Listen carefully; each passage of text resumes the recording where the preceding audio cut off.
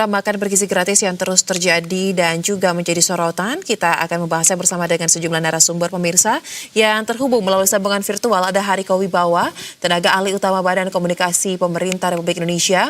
Kemudian Agus Sarwono, anggota Koalisi MBG Watch. Dan Roy Marjuk, Ketua Umum Rel MBG. Halo, selamat malam Bapak-Bapak. Malam. Halo, selamat malam Mbak. Baik, terima kasih telah meluangkan waktu bergabung bersama kami di Berita Satu Utama. Sepertinya kita masih menunggu ya untuk Mas Hariko dari Bakom RI untuk bergabung, tapi tidak mengapa, kita mulai saja. Saya ingin ke Pak Roy terlebih dahulu. Pak Roy, pemerintah sudah memutuskan ya, pertama kali nih sepanjang MBG berlangsung, akhirnya ada statement yang menyatakan bahwa MBG kita stop untuk sementara waktu. Nah, sebagai unsur pelaksana di lapangan, bagaimana dari teman-teman relawan MBG melihat keputusan dari pemerintah ini? Baik, terima kasih. Selamat malam semuanya. Yang pertama tentunya kami menghormati dan mematuhi surat edaran nomor 12 tahun 2025 dari Badan Gizi Nasional terkait penghentian sementara operasional layanan MBG semasa libur, mungkin dalam upaya perbaikan dan tata kelola. Namun di sisi lain, saya mendengar cerita dan aspirasi teman-teman relawan, yang mana kita tahu bahwa relawan ini juga bagian dari terpenting program MBG ini. Nah, semasa libur ini, kami juga menyampaikan prihatin kepada teman-teman para mitra dapur yang saat ini ya merasakan dampak dihentikannya. Tapi tentunya saya mewakili para relawan yang mana mereka menyampaikan kepada kami terkait dengan penghentian ini. Jadi bukan cuma sekedar pemberian atau makan bergizi gratis, tapi bukan berhenti kerja saja. Rupanya berhenti juga pendapatan mereka. Nah, pendapatan mereka ini yang mana menjadi sumber utama untuk menghidupi kehidupan sehari-hari. Untuk biaya kehidupan, untuk membayar dan lain semuanya. Yang mana kita tahu semenjak program MBG ini bergulir, luar biasa multiplier efeknya di bidang ekonomi, tentunya memberikan semangat kepada seluruh rakyat Indonesia dan tersebar kepada seluruh bangsa dan tanah air yang ada di Indonesia. Nah, kali ini dengan dihentikannya, akhirnya mereka tidak mendapatkan penghasilan. Sementara kebutuhannya berjalan terus. Nah, ini beberapa pesan disampaikan oleh para relawan yang bekerja. Mereka yang saat ini sudah berdedikasi, berjuang, berlatih, bahkan melakukan pelatihan-pelatihan agar mereka bisa melakukan operasional di dapur ini sebagaimana mestinya. Yang mana kita tahu, untuk memberikan layanan MBG yang baik ini, para relawan ini harus mempunyai kompetensi yang dipersyaratkan. Baik. Sehingga, ya. Baik, berarti mendapatkan catatan juga ya, karena penghentian secara mendadak ini membuat juga pendapatan yang mereka biasa terima juga terhenti, padahal kebutuhan terus berjalan. Nah, boleh diberikan... Betul.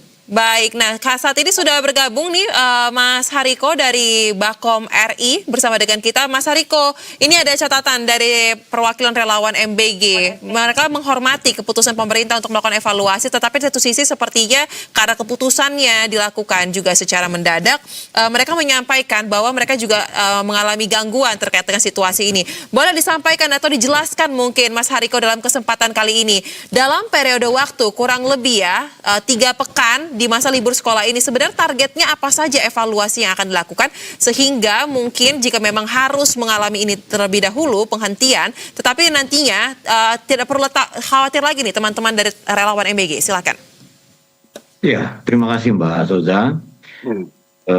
Para pemirsa di Berita Satu. Jadi pemerintah mengakui bahwa kritik dan masukan dari masyarakat sangat-sangat bermanfaat ya untuk perbaikan makan bergizi gratis. Apalagi program makan bergizi gratis kita ini masih 18 bulan. Jauh kalau dibandingkan dengan negara-negara lain yang sudah 20 tahun, 50 tahun, bahkan 80 tahun. Jadi keberhasilan program makan bergizi gratis ini adalah keberhasilan kita semua. Keberhasilan masyarakat, keberhasilan pemerintah. Nah, sekarang makan bergizi gratis ini dihentikan sementara untuk perbaikan. Ya, sekali lagi, makan bergizi gratis ini dihentikan sementara untuk perbaikan. Dan memang kita butuh betul-betul perbaikan. Dan kita sudah melihat apa yang terjadi selama beberapa pekan terakhir. Presiden sudah mengganti orang yang dalam persepsi publiknya itu dekat. Jadi tidak main-main. Jadi betul-betul serius perbaikan ini. Oleh karena itu penghentian sementara ini juga dalam rangka itu. Dan kami sekali lagi berterima kasih kepada Ibu dan Bapak, mitra, kemudian yang berjuang di SPPG yang telah mentaati aturan ini. Sehingga efisiensi anggaran yang dijalankan oleh Badan Gizi Nasional itu bukan akan lagi, tetapi sudah dijalankan. Baik. Dan ini menghemat uang negara sebesar lebih kurang 3 triliun lebih. Ya. Dan dengan cara tidak diberikan insentif kepada SPPG atau dapur MBG selama masa liburan. Dan sekali lagi kami berterima kasih kepada Ibu dan Bapak mitra SPPG. Kemudian selain 3 triliun yang berhasil dihemat itu, kita juga berhasil menghemat 70 miliar lebih dari pendataan ulang, atau kita mendata ulang mana sebetulnya sekolah yang layak mendapatkan MBG atau tidak. Nah, sementara ini dalam catatan BGN ada sekitar 76 sekolah yang tidak perlu mendapatkan intervensi gizi, sehingga dari situ kita bisa menghemat 70 triliun. Perlu juga, itu kan yang keluar. Bagaimana dengan ke dalam, perbaikan ke dalam?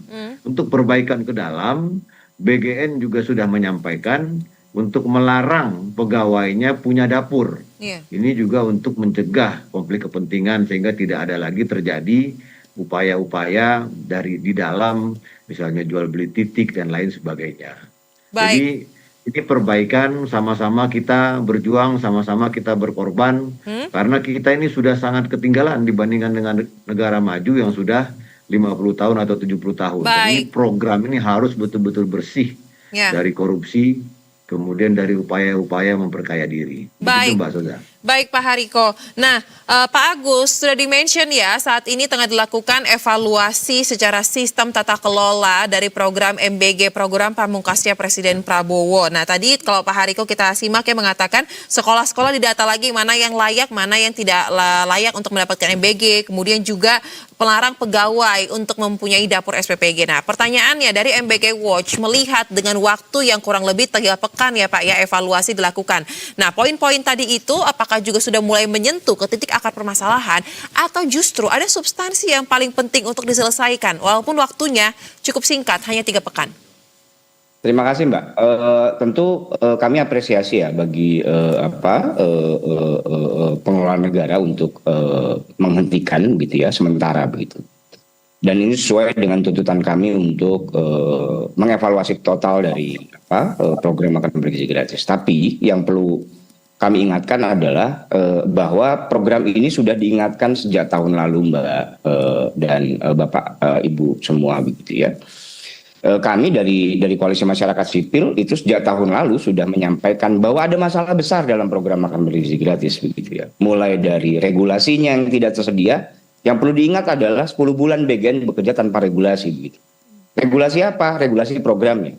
Bahwa kemudian ada perpres pendirian badan itu betul, ada tapi kan perpres pendirian badan itu baru bicara soal tugas dan fungsi. Sementara itu programnya tidak ada.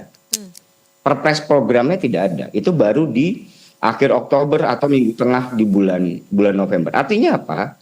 BGN bekerja tanpa regulasi. Itu pertama. Kemudian keduanya BGN tidak punya baseline data penerima manfaat. Semuanya dipukul rata begitu. Semua data yang ada muncul di dalam data pokok pendidikan itu sebagai penerima manfaat. Ini punya risiko yang sangat besar. Risikonya apa? Fiskal tentunya. Kita punya persoalan fiskal begitu. Kita punya ada masalah alokasi anggaran, ada masalah anggaran, tapi justru malah semua program kemudian diintervensi ke dalam program makan bergizi gratis begitu. Ketiganya apa? Ada problem tata kelola. Tadi Pak Hariko sudah mention secara jelas sebetulnya. Ada pegawai BGN yang punya dapur. Kami juga sudah ingatkan sejak tahun lalu. Pertanyaan jadi begini, Mengapa baru sekarang? Kenapa tidak dari tahun lalu ketika kelompok masyarakat sipil itu sudah sampaikan berbagai macam kritik yang sudah disuarakan begitu. Keempatnya apa? Kami sampai sekarang tidak pernah tahu bagaimana BGN menilai sebuah atau satu yayasan sebagai mitra BGN. Bagaimana cara penilaian dari BGN ketika memilih mitra-mitra strategisnya begitu ya. Nah, kita nggak pernah tahu. Padahal kita punya standar norma dalam pengadaan barang dan jasa. Baik. Lewat apa? Lewat e-katalog atau lewat LPSE begitu. Di dalam regulasi di dalam Perpres pengadaan barang dan jasa itu sudah termention secara jelas bagaimana skemanya. Tapi dalam konteks Badan Gizi Nasional atau dalam konteks program makan bergizi gratis itu tidak ada sama sekali begitu. Baik. Bagaimana skema memilihnya? Bagaimana skema penilaiannya? Bagaimana cara menentukan titik-titik SPPG atau titik-titik dapur begitu ya. Baik. Maka menjadi tidak kaget ketika di awal Juni kemudian 3 petinggi di Badan Gizi Nasional kemudian ditetapkan sebagai tersangka. Kami sudah ingatkan sejak tahun lalu gitu. Dalam proses penentuan titik misalnya, mengapa di daerah Jawa Barat itu paling banyak SPPG-nya, sementara daerah yang punya prevalensi stunting justru malah sedikit. Oh, setelah kami telisik, ternyata karena tidak ada investor yang mau masuk ke sana. Begitu. Baik. Jadi skemanya perlu diubah. Skema pendistribusiannya itu perlu diubah begitu. Baik. Kalau mau serius begitu, maka Badan Gizi Nasional harus merombak total skema distribusi, bukan hanya soal target penerima manfaatnya, tapi juga bagaimana skema distribusi agar lebih efisien gitu. Baik Pak Agus, kami menangkap. Nah, sebelum terlalu jauh Pak Agus, saya menarik untuk mendalami terkait dengan ini. Skema pendistribusiannya juga perlu untuk diubah. Pak Hariko, boleh tanggapannya? Karena catatannya sangat banyak, apalagi pendistribusiannya ternyata tidak sampai ke titik yang memang prevalensi stuntingnya justru yang paling tinggi. Iya, terima kasih Pak Roy, Mas Agus ya. Jadi memang program makan bergizi gratis yang universal ini belum pernah dijalankan di Republik ini sejak kita merdeka. Ya, di Korea itu dilaksanakan tahun 2011. Itu juga universal tanpa melihat latar belakang keluarga. Kenapa? Karena masalah gizi ini masalah yang menyeluruh. Ya, jadi survei kesehatan, berbagai survei-survei itu menunjukkan hampir 100% orang Indonesia ini kurang makan sayur dan buah. Separuh anak-anak kita ini pola makannya buruk. Jadi kalau sekarang kita lihat Piala Dunia itu, dari hampir 50 juta orang pelajar kita, mencari satu orang seperti Lamine Yamal itu pun kita akan kesulitan. Artinya memang ini selain korupsi, masalah kesenjangan gizi ini juga masalah utama di kita. Jadi kita ini mengatasi kesenjangan sejak dalam kandungan. Jadi tidak bisa dikatakan hanya orang yang kurus itu yang bermasalah, orang yang obesitas juga bermasalah, yang cuci darah juga sudah banyak. Kemudian kalau kita mungkin sekarang ada yang berumur 40 atau 45 tahun, mari kita lihat angkatan-angkatan kita di sekolah, sudah berapa orang yang diucapkan innalillahi wa inna ilaihi rajiun. Jadi angka usia hidup kita itu 72 tahun, sudah banyak yang meninggal, sehingga ini dianggap sebagai, bukan dianggap berdasarkan berbagai penelitian itu, dianggap sebagai masalah serius terkait dengan gizi ini. Dan memang semua negara ini berlomba-lomba memperjuangkan masa depan pelajarnya. Ini sudah diterapkan di 176 negara, dan di negara-negara mana yang tidak ada kasus korupsi? Di Jepang ada kasus korupsi. Baik. Di Amerika kasus besar tahun 2024. Di Korea Selatan 4 tahun setelah makan bergizi gratis itu terjadi kasus yang sangat besar. Di India juga terjadi kasus. Tetapi oleh karena itu di kita juga nggak bisa main-main, langsung dari pucuknya yang diperbaiki. Kemudian pimpinan-pimpinan inilah yang akan memperbaiki ke bawah. Maka kami terus terang senang sekali begitu ada orasi, ada spanduk, kemudian ada tuntutan-tuntutan agar tidak menjaga uang rakyat ini sesuai dengan apa yang disampaikan oleh Presiden Prabowo, bahwa tidak ada pemerintahan yang bersih Tidak ada pemerintahan yang negara maju tanpa Baik, Mas pemerintahan Hariko. yang bersih. Jadi ini barometer ini Mas Agus, Mas Roy. Kalau satu SPPG itu bisa bersih dari korupsi, bisa bersih dari markup bahan baku, bisa bersih dari pemasok tunggal, ini menunjukkan peradaban kita. Karena untuk membuat satu SPPG itu bersih dari korupsi, dari markup bahan baku dan pemasok tunggal, ini butuh kesamaan visi antara Baik, pemerintah, Mas Hariko. kemudian SPPG yang ditempatkan di situ dengan mitra, Ya. kemudian para pemasok. Baik. Sehingga betul-betul menyadari bahwa kalau kita yang kita main-mainkan ini masa depan orang. Ya, Nah, Mas Hariko. dan kami tidak Kami ingin memastikan juga, berarti dengan- Saya bisa respon itu nggak, Mbak? sangat Iya, boleh. memahami. Boleh, silakan Ya, singkat saja, terkait Pak. dengan skema ya yang disampaikan tadi ya. Iya, betul. Kita masuk ke skema. Dan kami sampaikan dulu ini karena titik tekannya selalu disampaikan bahwa sudah diingatkan betul, kami sangat berterima kasih dan kami tidak pernah Terlalu menutupi. terlambat Pak Heriko sebetulnya. Ini sangat Kalau menurut wajar. kami terlalu terlambat. Pertanyaan utamanya kan jadi begini, mengapa di tahun pertama tidak Untuk ada evaluasi mengapa di tahun program pertama berskala itu tidak nasional, piloting terlebih dahulu? waktu Harusnya kan 1,5 tahun regulasinya itu diperkuat terlebih dahulu. tidak terlambat. Baru ada piloting. Baik. Jadi saya Tahun sampaikan, kedua baru ya. kita bisa langsung jalan. Problem utamanya Baik, karena langsung. belajar dari beberapa negara yang kami potret Ya. itu ada piloting terlebih dahulu. Baik. Itu problem utamanya. Kita di tahun pertama sudah habis 68 triliun loh. Baik, Pak Agus. Untuk sesuatu hal yang tidak begitu manfaatnya gitu. Baik, langsung aja Kita intinya, banyak Pak. sekali Pak manfaatnya. Nanti Hariko, kita boleh diskusi ditanggapi betul terkait soal dengan manfaatnya. distribusi Baik. ini. Gimana Mbak? Silakan langsung ditanggapi terkait dengan skema distribusinya. Langsung saja ke inti soal persoalan distribusi. Ada banyak masukan dari masyarakat terkait bagaimana memberdayakan kantin sekolah. Ini penting sekali dan itu nanti akan dilakukan di daerah 3T, kemudian memfokuskan penerima manfaat juga sedang dilakukan, yaitu fokus kepada masyarakat keluarga-keluarga saudara-saudara kita yang miskin, kemudian miskin ekstrim, kemudian juga 3B, ibu hamil, ibu menyusui, kemudian balita, kemudian dicek lagi data-data penerima manfaat itu.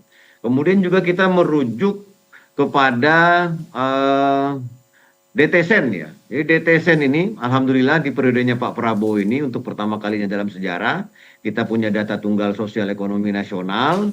Ini akan menjadi dasar berbagai kebijakan pemerintah. Baik. Seperti cek kesehatan gratis, MBG, perbaikan sekolah, beasiswa pendidikan, sekolah rakyat dan lain-lain. Dan sekaligus juga ini juga tidak mudah. Ini membuktikan kekompakan langkah seluruh anggota Kabinet Merah Putih dan kesatuan visi dengan pemerintah daerah. Jadi sekali lagi data yang digunakan pun ini harus betul-betul data yang juga digunakan oleh Kementerian Sosial, Kementerian Kesehatan dalam DTSN itu sehingga tidak menjadi tumpang tindih data terkait dengan penerima. Baik, nah sekali lagi saya sampaikan ya. Baik. Karena waktu kita terbatas, Pak Hariko. Tahun itu evaluasi total seperti ini tidak terlambat.